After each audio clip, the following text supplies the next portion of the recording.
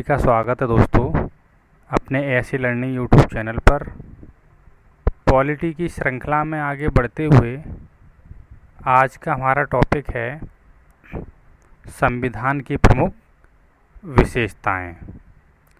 दोस्तों आज की जो क्लास है ना वो पीटी और मेंस दोनों की दृष्टि से महत्वपूर्ण होने वाली है, तो इसलिए वीडियो की जो है आप लास्ट तक बने रहें। चलिए दोस्तों पढ़ लेते हैं संविधान की प्रमुख विशेषताएं। सन 1949 में अपनाए गए संविधान के अनेक वास्तविक लक्षणों में महत्वपूर्ण परिवर्तन हुए हैं। देखिए दोस्तों, जो संविधान अपना है ना वो कब अपनाया गया था? 26 नवंबर 1949 में अपनाया गया था, ठीक है ना, जिसमें कुछ महत्वपूर्ण परिवर्तन भी हुए हैं जिन्हें हम संविधान संशोधन भी बोलते हैं, ठीक है ना।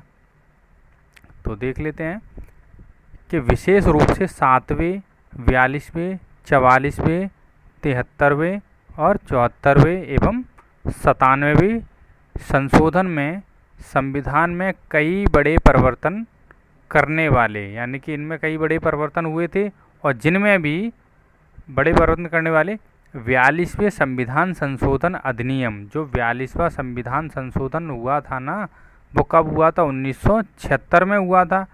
तो जो 42वें संविधान संशोधन को ही मिनी कॉन्स्टिट्यूशन कहा जाता है ना। बहुत ही महत्वपूर्ण प्रश्न है ये यहाँ से, ठीक है ना, यानी कि यहाँ से प्रश्न जो है बन जाता है महत्वपूर्ण, तो इसे भी आप लोग ध्यान रखेंगे। क्वेश्चन आया था मिनी कॉन्स्टिट्यूशन किसे कहा जाता है भाई? 42वें संविधान संशोधन अधिनियम को। चलिए दोस्तों आगे बढ़ लेते हैं। केशवानंद भारती मामले में यानी 1973 में सर्वोच्च न्यायालय ने व्यवस्था दी थी कि अनुच्छेद 368 के तहत संसद को मिली संवैधानिक शक्ति संविधान के मूल ढांचे को बदलने की अनुमति नहीं देती है। यानी कि जो 368 के तहत संविधान में कुछ परिवर्तन करने की शक्ति है वो किसके पास है? संसद के पास है, ठीक है ना। लेकिन जो संविधान का मूल ढांचा है उसे बदलने की शक्ति संसद के पास नहीं है ना। यानी संविधान का जो मूल ढांचा है उसको बदलने की अनुमति नहीं देती। ये किसने कहा था? स्टेटमेंट किसका था? सुप्रीम कोर्ट ने व्यवस्था ये की थी, है ना, सर्वोच्च न्यायालय ने। चलिए अब इसकी विशेषताओं पे देख लेते हैं। जो पहली इसकी जो विशेषता है, सबसे लंबा लिखित संविधान। जो अपना संविधान है ना तो कैसा है भाई? सबसे लंबा और लिखित संविधान है। संविधान को दो वर्गों में विभाजित किया जा सकता है, लिखित और दूसरा अलिखित। लिखित संविधान जैसे अमेरिकी संविधान, और अलिखित संविधान ब्रिटेन का संविधान। जो ब्रिटेन का संविधान है वो कैसा है? अलिखित संविधान है ना। भारत का संविधान विश्व का सबसे लंबा लिखित संविधान है। जो भारत का संविधान है पूरे विश्व का सबसे बड़ा, ठीक है ना, लिखित संविधान है। मूल रूप से 1949 है ना संविधान में, ये मूल रूप से संविधान अंगीकृत किया गया था ना 1949 में, तो उसमें देखिए क्या क्या था? एक प्रस्तावना, 395 अनुच्छेद और 22 भाग। ये मैं आपको इससे पहली वाली वीडियो में बता चुका हूँ। और 8 अनुसूचियाँ थीं। लेकिन वर्तमान में 470 अनुच्छेद हैं, 25 भाग हैं और 12 अनुसूचियाँ हैं, ठीक है ना दोस्तों। अब देखिएगा, सन 1951 में हुए विभिन्न संशोधनों ने करीब 20 अनुच्छेद, यहाँ से एक बात पे आप लोग ध्यान देंगे कि जो 1951 में हुआ था ना, यानी जो सबसे पहला संशोधन हुआ था वो कब हुआ था? सन 1951 में, है ना। तो उसी में हुए संशोधनों ने करीब 20 अनुच्छेद, एक भाग, कौन सा भाग? वो भाग 7 यानी कि 7वां भाग को हटा दिया, यानी 7वें भाग को हटा दिया। और इसमें करीब 90 अनुच्छेद, चार भाग कौन कौन से हैं, 4A और 9A, 9B और 14A, है ना, 4 का और 9 का और 9 ख और 14 का। और 4 अनुसूचियाँ कौन कौन सी, 9वीं, 10वीं, 11वीं और 12वीं को जोड़ा गया। अब देखते हैं आगे। दूसरी विशेषता है विभिन्न स्रोतों में विहित। संविधान का अधिकांश हिस्सा भारत शासन अधिनियम 1935 से लिया गया है। दोस्तों, यहाँ से कभी कभी प्रश्न पूछ लिया जाता है कि जो भारतीय संविधान का जो सबसे अधिक हिस्सा है ना, वो कहाँ से लिया गया है, वो लिया गया है भारत शासन अधिनियम से। संविधान के अन्य प्रावधान कनाडा, ऑस्ट्रेलिया, जर्मनी, रूस, फ्रांस, दक्षिण अफ्रीका, जापान इत्यादि देशों के संविधानों से लिए गए हैं। जो संविधान के कुछ अन्य प्रावधान हैं वो अन्य देशों से भी लिए गए हैं। देखिए, संविधान के मूल स्रोत हैं ना, इसकी मैं वीडियो आपके लिए अलग से बना दूंगा। जो देखिए दोस्तों, तीसरी विशेषता है नम्यता एवं अनम्यता का समन्वय। तो यहाँ दोस्तों देखिएगा, नम्यता का जो अर्थ होता है वो होता है कोमल या नरम, और अनम्यता का जो अर्थ होता है, अनम्यता, इसका मतलब होता है कठोर, है ना। तो हमारे जो भारत का संविधान है, कोमल और कठोर इन दोनों क्या है, समन्वय है, यानी कि मिला जुला रूप है। तो कहने का भाव ये है, देखिए, ना ही तो अपना संविधान इतना नरम है जो इसमें आसानी से परिवर्तन कर दिया जाए, और ना ही इतना कठोर है कि इसमें परिवर्तन ना हो सके, बल्कि ये दोनों का मिला जुला रूप है। देखिए, भारत का संविधान न तो लचीला है और ना ही कठोर, बल्कि ये दोनों का मिला जुला रूप है। अनुच्छेद 368 में, यहाँ अनुच्छेद हो गया है तो आप सही कर लेना, अनुच्छेद 368 में 2 तरह के संशोधनों का प्रावधान है। देखिए कौन कौन से हैं 2 तरह के। देखिए, पहला है कुछ उपबंधों को संसद में विशेष बहुमत से संशोधित किया जा सकता है, जैसे दोनों सदनों में उपस्थित और मतदान में भाग लेने वाले सदस्यों का बहुमत जो 50% से अधिक है। देखिए, कोई भी बिल जब पारित होता है ना, तो सबसे पहले किसी भी एक सदन में जाता है, चाहे वो लोकसभा हो या राज्यसभा हो। मान लीजिए लोकसभा में पहुंचता है तो उसके कम से कम 2/3 बहुमत से उस बिल को पारित करते हैं वहाँ पे लोकसभा में। उसके बाद जाता है राज्यसभा में, राज्यसभा में भी 2/3 मतों से अगर वो पारित हो जाता है, उसके बाद राष्ट्रपति उस पर साइन कर देते हैं, तो वो नियम या बिल होता है वो क्या हो जाता है, पूर्ण रूप से पारित हो जाता है ना। एक तो ये है, और दूसरा है कुछ अन्य प्रावधानों को संसद के विशेष बहुमत और कुल राज्यों के आधे से अधिक राज्यों के अनुमोदन से ही संशोधित किया जा सकता है ना। यानी कि कुछ प्रावधानों में क्या है, संसद के विशेष बहुमत, और टोटल जो राज्य हैं 28 राज्य हैं और 8 केंद्र शासित राज्य हैं, है ना। तो इनमें आधे से अधिक अप्रूव कर देते हैं तो भी संशोधन किया जा सकता है ना। इसके अलावा संविधान के कुछ प्रावधान आम विधायी प्रक्रिया के तहत संसद में सामान्य बहुमत के माध्यम से, यहाँ बहुमत होगा, ठीक ना, बहुमत के माध्यम से संशोधित किए जा सकते हैं, जो अनुच्छेद 368 के तहत नहीं आते। कुछ नॉर्मल प्रावधान भी हैं, है ना, वो विधायी प्रक्रिया के अंतर्गत, है ना, जो किस में नहीं आते, 368 के तहत नहीं आते हैं। जो आर्टिकल 368 है ना, उसके तहत नहीं आते हैं। नॉर्मल ऐसे ही परिवर्तन किया जा सकता है। चौथी विशेषता है दोस्तों संसदीय शासन प्रणाली। देखिए, भारतीय संविधान ने अमेरिका की अध्यक्षीय प्रणाली के बजाय ब्रिटेन के संसदीय तंत्र को अपनाया है। देखिए, संसदीय व्यवस्था विधायिका तथा कार्यपालिका के मध्य समन्वय व सहयोग के सिद्धांत पर आधारित है। यानी कि जो अमेरिका की जो अध्यक्षीय प्रणाली है, इसको भारत के संविधान ने नहीं अपनाया है, बल्कि किसे अपनाया गया है, ब्रिटेन की संसदीय तंत्र को अपनाया गया है, जिसमें देखिए संसदीय व्यवस्था, विधायिका और कार्यपालिका। देखिए जो विधायिका, कार्यपालिका, न्यायपालिका, इसकी भी वीडियो में एक अलग से बना दूंगा, तो ये सारी चीज़ें आपको वहाँ से क्लियर हो जाएंगी। लेकिन अभी हम जो है संविधान की विशेषताओं को पढ़ रहे हैं, तो इसके बारे में ही अध्ययन करते हैं। बाकी का मैं इससे संबंधित वीडियो अगली मतलब नेक्स्ट वीडियो इसकी मैं बना दूंगा, ठीक है ना दोस्तों।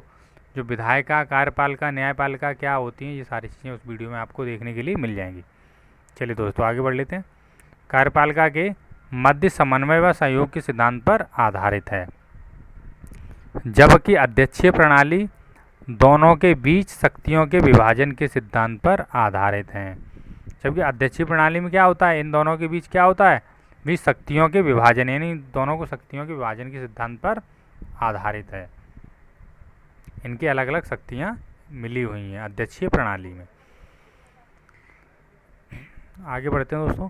संसदीय प्रणाली को सरकार के वेस्टमिंस्टर रूप, उत्तरदायी सरकार और मंत्रिमंडलीय सरकार के नाम से भी जाना जाता है। ये बहुत ही मोस्ट इम्पोर्टेंट है, इसको भी आप लोग ध्यान में रखेंगे, है ना। संसदीय प्रणाली को किस नाम से और जाना जाता है, वेस्टमिंस्टर, उत्तरदायी सरकार, ठीक है ना, और मंत्रिमंडलीय सरकार के नाम से भी जाना जाता है। संविधान केवल केंद्र में ही नहीं बल्कि राज्य में भी संसदीय प्रणाली की स्थापना करता है। यानी केंद्र में ही नहीं बल्कि राज्य में भी क्या करता है, संसदीय प्रणाली की व्यवस्था करता है। राज्य में देखिए विधानमंडल होता है ना।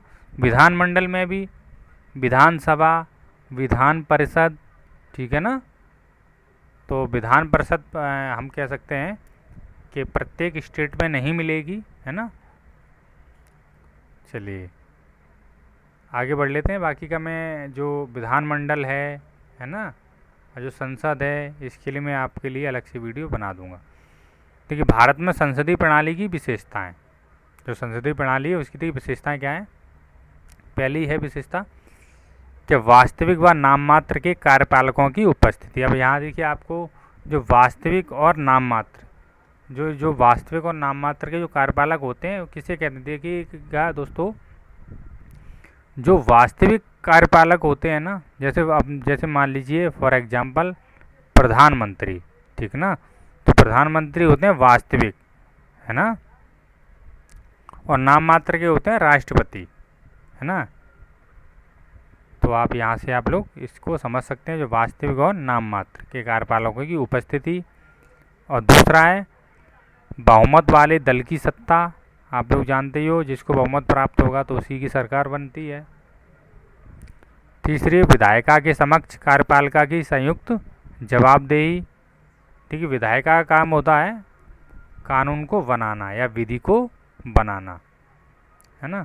और जो कार्यपालिका का होता है, जो भी विधि है, जो कानून बनाया है, उसको लागू करना। ये किसका कार्य होता है, कार्यपालिका का। चौथा पॉइंट है विधायिका के मंत्रियों की सदस्यता। विधायिका मैं आपको बता ही चुका हूँ, ठीक है ना। पांचवा है प्रधानमंत्री व मुख्यमंत्री का नेतृत्व। छठवां है निचले दल का विघटन। जो निचले दल होते हैं संसद में होता है, देखिएगा लोकसभा, और जो विधानमंडल में होता है विधानसभा, है ना। ये होते हैं निचले सदन, इनको भंग किया जा सकता है। लेकिन जो विधान परिषद और जो राज्यसभा है ना, इसको भंग नहीं किया जा सकता। आगे बढ़ लेते हैं। हालांकि भारतीय संसदीय प्रणाली बड़े पैमाने पर ब्रिटिश संसदीय प्रणाली पर आधारित है, फिर भी दोनों में कुछ मूलभूत अंतर है। जैसे ब्रिटिश संसद की तरह भारतीय संसद संप्रभु नहीं है। इसके अलावा भारत का प्रधान निर्वाचित व्यक्ति होता है। भारत का प्रधान कौन होता है, प्रधानमंत्री, ठीक है ना, निर्वाचित व्यक्ति होता है, ठीक है ना, गणतंत्र, ठीक है ना, जिसे हम कह सकते हैं गणतंत्र। जबकि ब्रिटेन में उत्तराधिकारी व्यवस्था है। ब्रिटेन में क्या है, उत्तराधिकारी व्यवस्था, यानी कि राजा है तो उसका बेटा ही, ठीक है ना, उसका उत्तराधिकारी बनेगा, पर जो बेटे का बेटा होगा उसे बनाया जाएगा। लेकिन ऐसा अपने भारत में नहीं है। ठीक है, देखिए जो गणतंत्र होता है ना, गणतंत्र किसे कहते हैं? ऐसी व्यवस्था जो वंशानुगत ना हो। ठीक है ना दोस्तों, यानी कि जो उत्तराधिकारी व्यवस्था होती है वो वंशानुगत होती है। जो पिताजी, उसके बाद बेटा, बेटे के बाद उनका बेटा, उनका बेटा, लेकिन ऐसी व्यवस्था अपने इंडिया में नहीं है। ठीक है ना। अब जो पांचवी विशेषता है वो एकीकृत व स्वतंत्र न्यायपालिका। जो देखिए, जो न्यायपालिका है वो स्वतंत्र है, चाहे वो डिस्ट्रिक्ट कोर्ट हो या हाई कोर्ट हो या फिर सुप्रीम कोर्ट हो, न्यायपालिका बिल्कुल स्वतंत्र है। अगली विशेषता है दोस्तों मौलिक अधिकार।